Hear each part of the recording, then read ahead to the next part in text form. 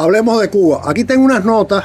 Este vídeo va a ser un poquito más largo que un minuto porque la situación lo amerita. Ya ustedes saben que en Cuba, por supuesto, se arreciaron los apagones. Ayer mismo creo que estaba cerca del 70% del país a oscuras. Pero siempre vemos detalles. Este detalle es el otro. Saben que hay un destructor norteamericano al norte de Cuba con 2 buques de guerra más. Aviones de observación y reconocimiento están sobrevolando en aguas internacionales, pero cerca de la costa de Cuba. Aparte, apenas tiraron un globo que está, creo que por Cayo Hueso, que ese es un globo espía que está equipado para interceptar todas las comunicaciones y más dentro de la isla de Cuba. Les voy a dar un punto sobre la tecnología norteamericana. Ya en el año 59, los americanos, con el escudo canadiense, unos radares que pusieron en el norte de Canadá, podían hallar e identificar cada motorcito que se prendía en la Unión Soviética. El motorcito de una Verjovina, y sabían que era una Verjovina. Eso en el año 59. Estamos en el 2026. Imagínense la tecnología, que bueno, es inimaginable. Pero bueno, vamos a las notas que tengo para entender, porque nos estamos como... Yo me alegro cada detalle que pone la cosa mala a los tiranos. Pero vamos al proceso, un poquito más allá de la superficie. ¿Qué hacen esas sanciones que está ejecutando los Estados Unidos contra el régimen cubano? Vamos por puntos aquí. Primero, el sistema bancario internacional. Yo hice unas notas porque estoy viejo y no me acuerdo de todo, ¿no? Bueno, en el sistema bancario internacional, al apretar las tuercas, lo primero que afecta es el comercio de la isla y las remesas. Recuerden que les he dicho muchas veces, sí, señores, es duro porque tienen familiares allá, pero las remesas son las que mantienen a la tiranía. Y esas remesas tienen que pasar por el sistema bancario internacional, porque va de país a país. Tienen que haber bancos que no quieren buscarse problemas con los Estados Unidos. Tiene que haber agencias que te envíen las remesas y otros que te las reciban que no quieren buscarse problemas con los Estados Unidos. Porque en este mundo, y con unos Estados Unidos bajo Trump, el que se busque problemas con Estados Unidos se lo lleva el diablo. Pero bueno, ya empezamos con el primero, sistema bancario internacional. Después hay otra cosa, las regulaciones de los Estados Unidos y también internacionales, que son leyes anti-lavado de dinero y certificación del cliente. No solo basta en que el banco sospeche de que hay una operación de lavado de dinero, sino también el cliente tiene que estar certificado. Y Cuba no está certificado ni el certificado de nacimiento. Cuba le debe a todo el mundo. Cuba no paga sus deudas. Y Cuba está envuelta en narcotráfico y terrorismo. Cada vez que Estados Unidos, antes que apretaba, no como ahora, enseguida a Cuba se le caían todas las transacciones bancarias. Pero seguían sus socios de siempre. Y no estoy hablando de Rusia, de China y en aquel tiempo Venezuela. Estoy hablando de Europa y el Reino Unido, que siempre han apoyado esa tiranía. Llegaron incluso a decir que era una democracia monopartidista. Eso lo dijo Federica Mogherini cuando era la canciller de la Unión Europea. Fíjense a qué grado de repugnante llega la complicidad del mundo contra el pueblo cubano y a favor de esa tiranía. Pero bueno, seguimos. Ya dijimos sobre el sistema bancario internacional y antilavado de dinero y certificación del cliente. Pero viene otra cosa. Cuba es una isla. Todo se mueve, la mercancía en barco y alguna ligera en aviones. Bueno, las compañías de seguro. Las compañías de seguro tienen un modelo económico para trabajar que es bastante complicado. Y este no es el objetivo del vídeo, incluso yo no lo entiendo del todo, y eso que he tratado de estudiarlo. Pero una compañía de seguro que no tenga acceso a créditos federales del gobierno no puede existir. Y les voy a poner un ejemplo. Cuando el huracán o los huracanes que le dan a Florida y destruyen, no sé, media ciudad en Florida, no hay compañía de seguro en este mundo que tenga dinero para reconstruir media ciudad. Entonces ellos no solo tienen acceso a créditos, o sea, algo que tienen que pagar, sino también a una especie de grants. Son reservas de desastre o para desastre del gobierno federal, y que se les da una gran porción a esas compañías porque ellos ya tienen sus listas de clientelas y su sistema ya puesto, ya funcionando. Entonces el gobierno federal le da dinero a esas compañías. O sea, en grandes desastres las compañías de seguro pagan mucho, pero también reciben ayuda federal para poder pagar, porque el desastre es demasiado, que no llega. ¿Ok? Compañías de seguro, ahora déjenme conectarlo con este cabrón cigarro, yo no sé por qué, son buenos, son hechos aquí. Pero este se me está apagando. Bueno, los seguros afectan las navieras.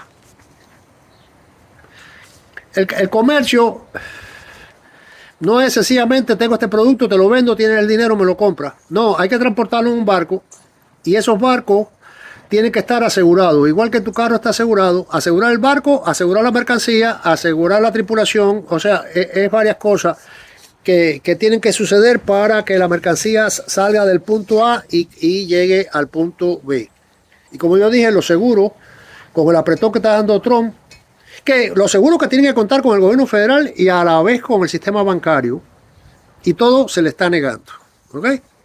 Incluso los países cómplices de Cuba, que son la mayoría, si no cuentan con una aseguradora, no van a poder enviarle la salvación, la aspirina, porque todas estas donaciones que están dándole a Cuba son aspirina para un enfermo de cáncer. Eso sencillamente va a prolongar la agonía del régimen. Pero bueno, tenemos los seguros, tenemos las navieras. Las navieras, ya les dije que los barcos tienen que contar con seguro, pero también los barcos, si llegan a puertos cubanos, no pueden atracar en puertos norteamericanos por 6 meses. Imagínate que el mercado mayor de este mundo son los norteamericanos. Entonces la naviera, dueña del barco, dice, no puedo, después que desembarque en Cuba, no puedo coger carga para los Estados Unidos por 6 meses. ¿Qué voy a hacer? ¿Amarrar el barco? Ven como es una guerra total contra el régimen comunista, como me gusta. Bueno, seguimos. Logística. La logística es un campo bastante grande. Si empezamos a hablar de la parte interna en Cuba, que no hay una organización, no hay una economía eficiente, no hay dirigentes, son todos unos incompetentes y unos corruptos, no hay infraestructura.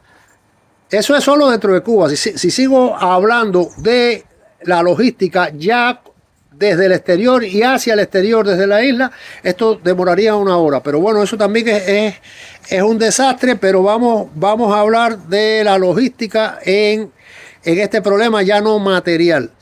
Sino vamos a hablar que la logística, en este caso, habría que subdividirla en sanciones e inestabilidad. Nadie va a negociar con un país bajo sanciones, que esas sanciones te pueden afectar a ti si negocias con esa peste, con esos parias. Y también hay otra cosa, bajo estas presiones, evidentemente, el sistema político cubano, el régimen, se va a volver inestable y no se sabe qué va a pasar el día después. Y ese día después está muy próximo.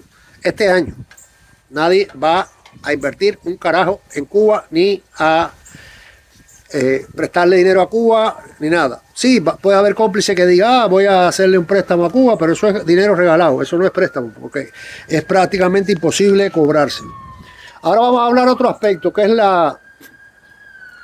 esto es importante y voy a volver al final, las visas y la movilidad de las élites.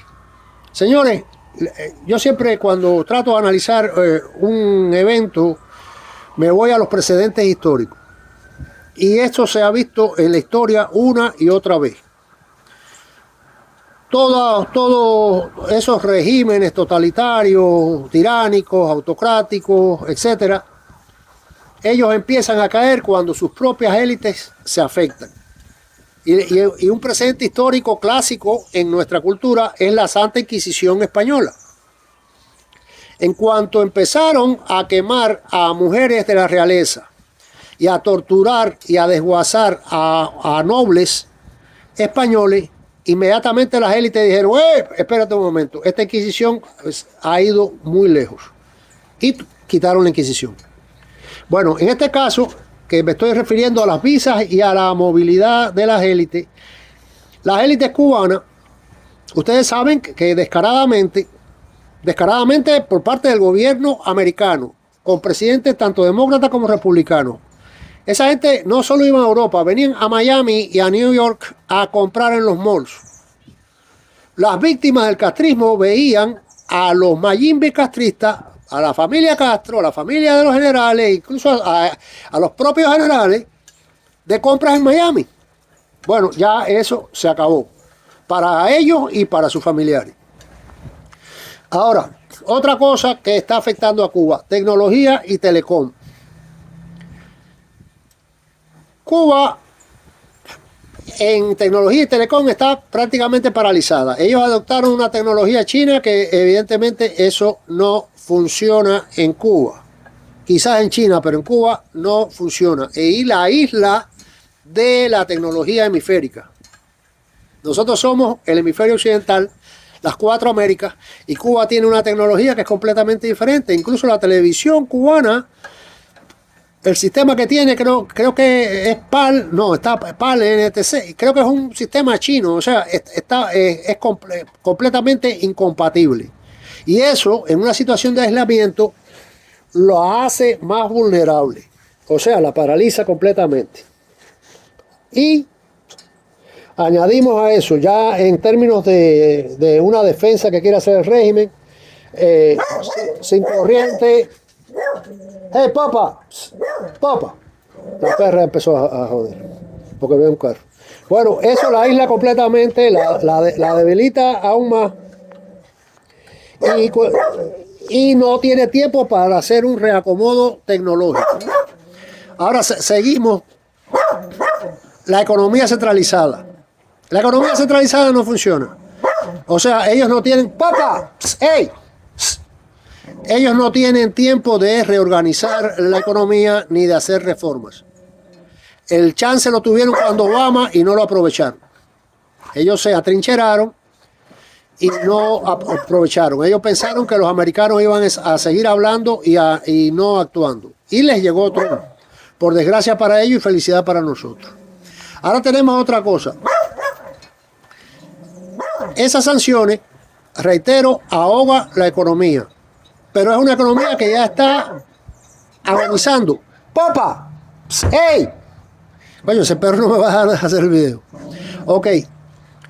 Otra cosa, ellos se enfrentan a una disyuntiva. O esperar por un estallido social que va a ser muy difícil de reprimir, porque en los Estados Unidos hay cerca de 1 millón de cubanos que son ciudadanos americanos. Y pueden ejercer una presión política enorme si ellos deciden reprimir con tanques y masacrar al pueblo. Eso evidentemente va a forzar al gobierno norteamericano a una invasión. Ellos no pueden reprimir un estallido social. Aparte, no tienen ni el combustible para hacerlo. Incluso los soldados, los efectivos que tienen, están pasando tanto hambre como el pueblo. Son parte del pueblo. Pero bueno, y la otra opción que tienen es la negociación, que esa es la que ya tomaron, porque es la única que les queda. Fíjense bien que Cosío, el canciller de Cuba, dijo que Cuba no iba a negociar, podía negociar, pero no sobre los presos políticos, ni a negociar sobre su soberanía, no negociar, bla. O sea, él pensaba repetir lo mismo que ellos hicieron en todas las anteriores administraciones norteamericanas, que se reunían una vez al año y nada pasaba. Nada pasaba a favor del pueblo. Pero ya Canel, o no creo que Canel sea tan inteligente, Los generales, Raúl Castro, no sé quién, Raúl Castro tampoco, los generales. Ya le dijeron a Canel que aparentemente que el paño está hecho cuadrito. Y Canel acaba recientemente de decir que está dispuesto a negociar todo. Lo dijo en la televisión nacional cubana. O sea, él va a negociar hasta el ojete de su culo, por tal de salvarse. Porque el objetivo de la negociación no es darle al pueblo cubano un respiro, no, es ellos salvar la cabeza y los millones que se han robado. Ese es el objetivo, no terminar como el Chapo o como Maduro en una cárcel norteamericana de por vida.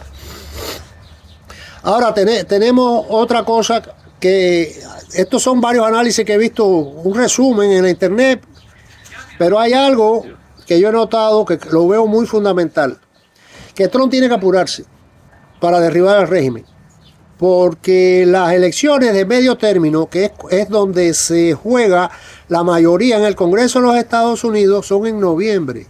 Si los demócratas cogen el Congreso, inmediatamente van a desmontar todo el sistema de Trump, van a mantenerlo completamente bloqueado, van a tratar de hacerle impeachment tras impeachment para tratar de sacarlo del poder o por lo menos no dejarlo gobernar, y los planes de seguridad hemisférica, entre ellas la libertad de Cuba, se van a ir al carajo. Los demócratas son los enemigos de los cubanos. Los demócratas son nuestros enemigos. No hay demócrata bueno. Los demócratas nos están condenando a la esclavitud eterna. ¿Ok? Bueno. Vamos a hablar sobre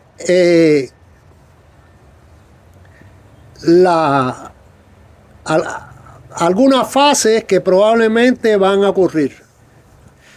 La primera fase, cuando colapse el régimen, o sea, cuando el régimen ya entre en una negociación final para dejar el poder, creo que lo primero sería la enunciación de sus crímenes.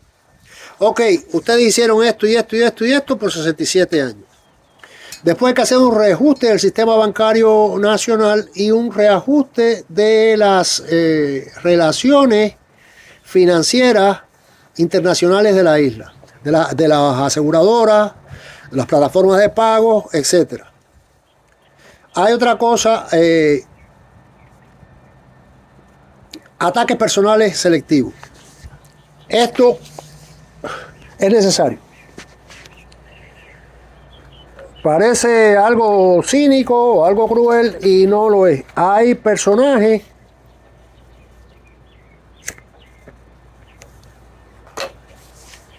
que van a ser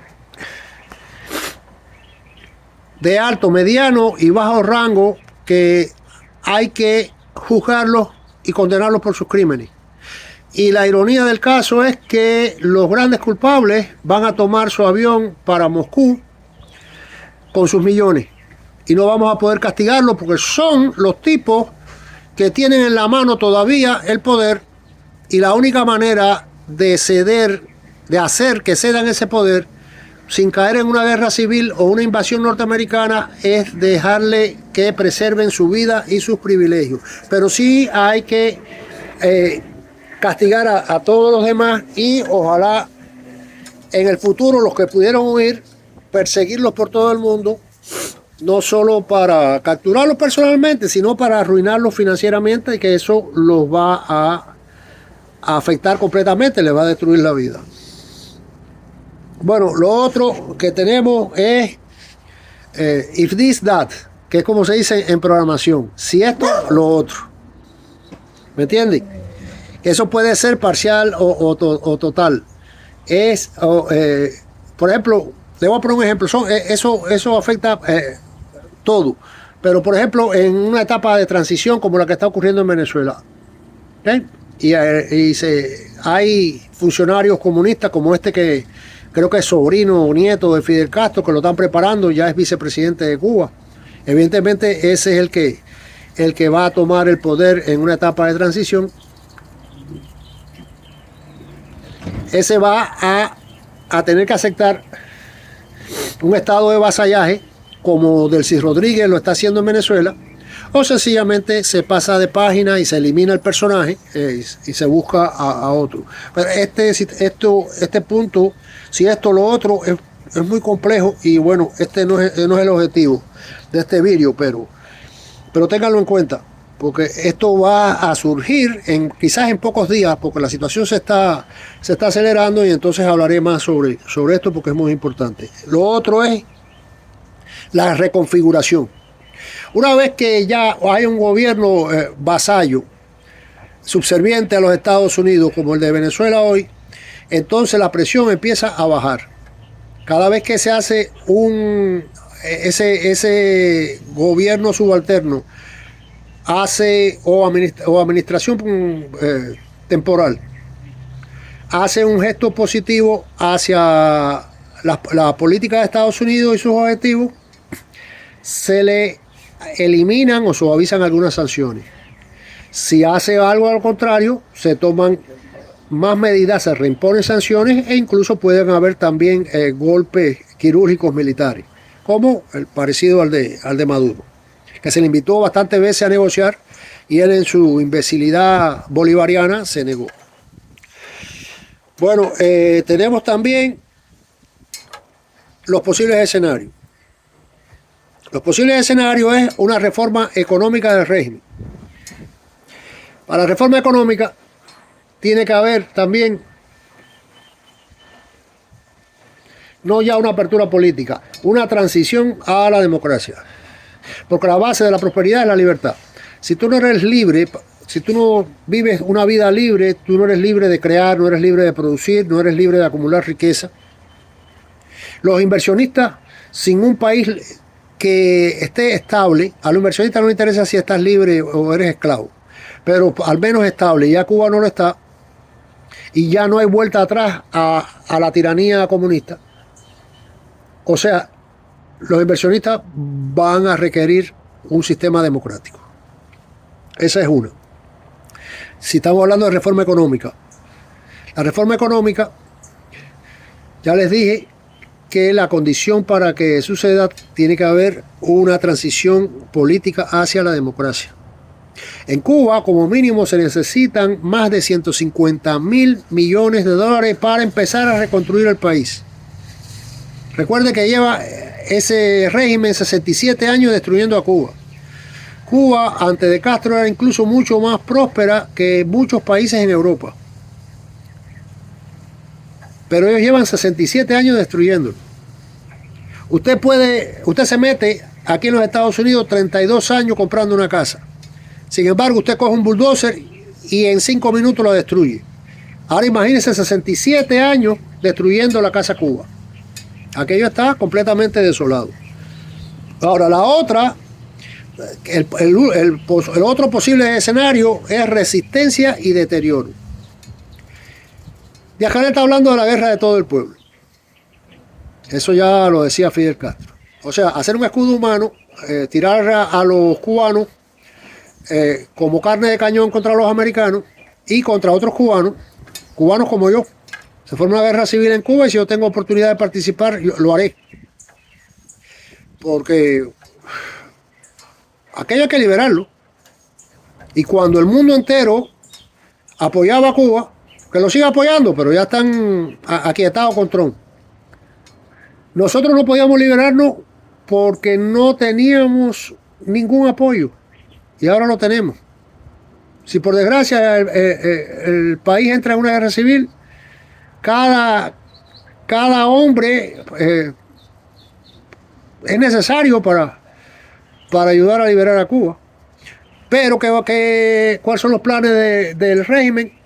El régimen sabe que a Estados Unidos no le dura 5 minutos. Ellos lo que quieren hacer es, y para eso usar las boinas negras, una guerra asimétrica, o sea, una guerra de guerrilla, de terrorismo, de sabotaje, secuestro, asesinatos en masa. Eso es lo que ellos están preparando para crear un costo tan grande a la transición que la opinión pública norteamericana le diga a su gobierno, no, deja Cuba, corren blues, que es como se dice en política, córtalo y que se hundan solo, vaya, que se hundan en su propia mierda, como Haití. Ese es el plan del régimen cubano. Y por supuesto, va a pasar como en muchos países que hubo tiranía, que los cuerpos de espionaje, de inteligencia, se van a convertir en las nuevas mafias. Como sucedió, por ejemplo, en la Unión Soviética cuando cae Rusia, todos esa KGB y el GRU fueron las cunas de la actual mafia rusa, que muchos son exmilitares y exsegurosos.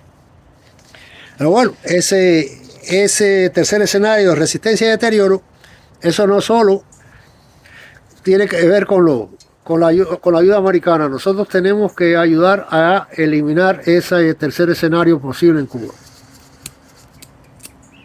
Oye, estos cigarros están apagones. Esto parece un veguero, eso lleno de palos de Cuba. Me han estafado con estos cigarros. Espera tu momento.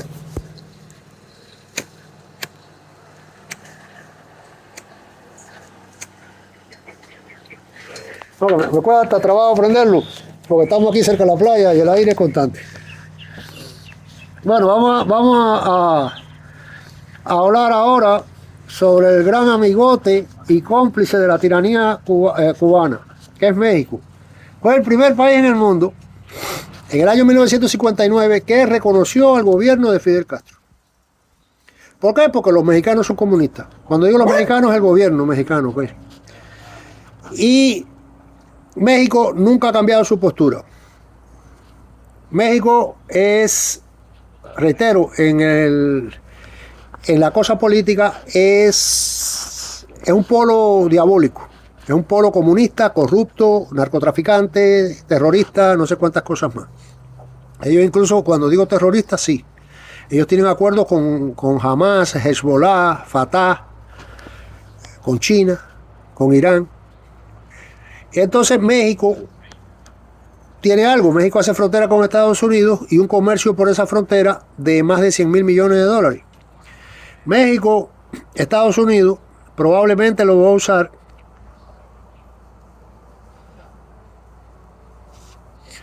como mediador diplomático en la transición. Va a ser un canal diplomático porque México, ya les dije, es un cómplice de La Habana. Incluso el ministro del Interior, o sea, el represor número 1 en Cuba, cuando Fidel Castro, que se murió de un infarto, o sea, se murió de un infarto, sí. Lo infartaron. ¿Cómo se llama? Abrantes. Abrantes era mexicano. Bruno Rodríguez, el canciller cubano, es mexicano. Fíjense los lazos, que ya no es lazo, es una simbiosis lo que tiene el México con Cuba. Bueno, México puede ser un canal diplomático, México también puede ser un operador económico, que ya lo hizo. Los primeros hoteles que se construyeron en Cuba para el turismo, Castro le dio la licencia a los mexicanos, no a los rusos, no a los españoles, a los mexicanos. Y la otra, que México se puede convertir en un centro logístico. México tiene la ventaja de que cree que tiene la ventaja, no es tan grande, de que habla español. Es más fácil para México que aporte a esa transición mandando operadores, ya sean técnicos, profesionales, asesores financieros, todas esas cosas. Que esa cuenta no es tan bonita como los mexicanos se creen, porque nosotros tenemos a Miami, que está llena de cubanos, profesionales, técnicos, asesores financieros, hombres de negocio. Vamos a ver cómo termina eso. Pero bueno, México sí creo que va a ser un elemento que a corto plazo nos va a ayudar en la transición y a largo plazo nos va a afectar, porque México nos va a proveer de la manzana envenenada. Ellos desde el día primero de la transición van a empezar a tratar de construir junto a Europa y la mitad de los políticos de Estados Unidos un socialismo light en Cuba.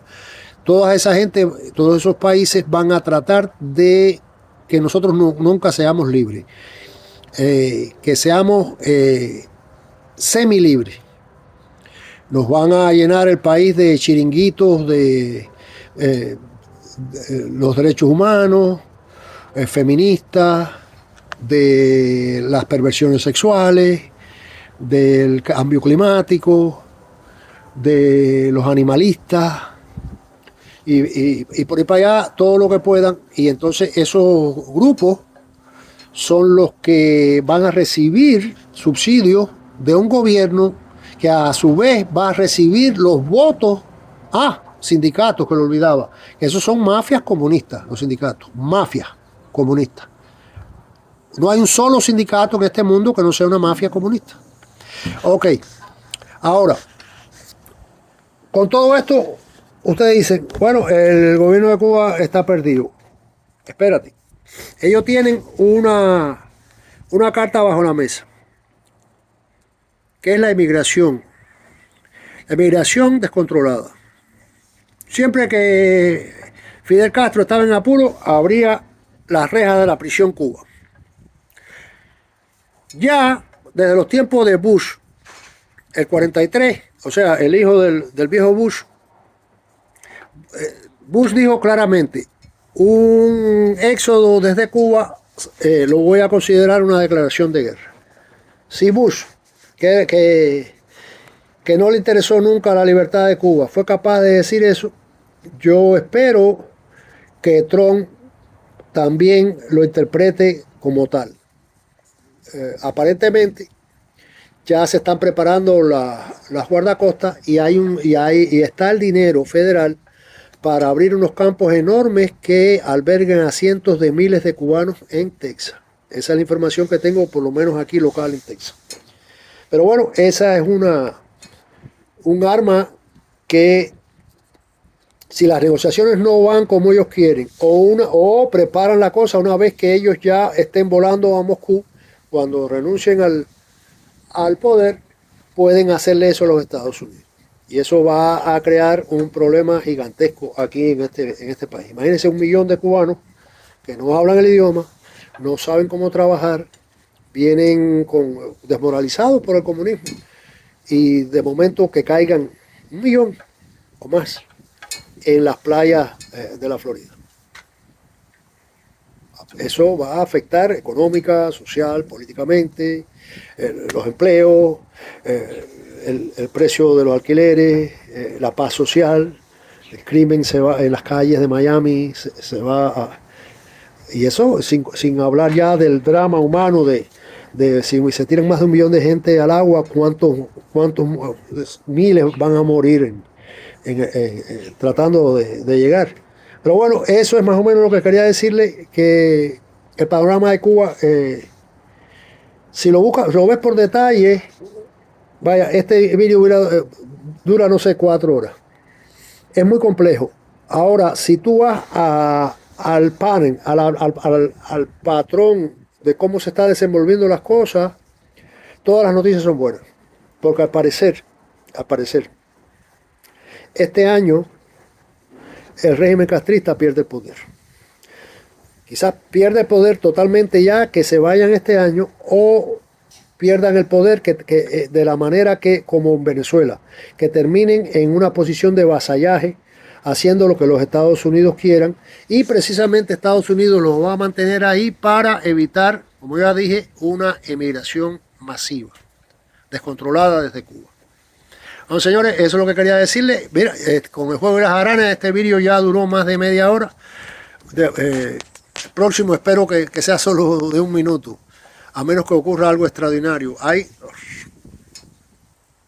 material para hacer un vídeo cada 5 minutos, la cantidad de datos que me están entrando. Pero ya les digo, todo esto es como ese cuento de Gabriel García Márquez, la crónica de una muerte anunciada. Es como el tarrú, que todo el barrio sabe que le están pegando los tarros y el último que se entera es el tarrú. Bueno, en este caso, ya el tarrú, o sea, el gobierno de Cuba ya sabe que lo están tarreando, o sea, ya sabe que va a perecer pronto. Y eso también ayuda la psicología, la mente, cuando ya una organización, ya sea un gobierno o de cualquier otra, sabe que vive sus días finales, ya la gente actúa de manera muy diferente. no solo los represores, sino también los reprimidos. Por ejemplo, un escenario posible en Cuba, que ya les mencioné, un estallido social. No pueden ni reprimirlo, no pueden ni tirar los tanques a la calle como hizo Maduro en varias ocasiones, porque pueden provocar una invasión directa, una invasión militar de los Estados Unidos, presionada por los inmigrantes cubanos aquí. O sea, a todos lados donde miramos, cualquier camino que tome el régimen es un camino de pérdida. Así que termino este vídeo diciéndoles que esto ya no es un simple deseo. Es una verdad palpable que cada minuto se está acercando. Y es que Cuba va a ser libre muy pronto. Así que felicidades, cubanos. Felicidades.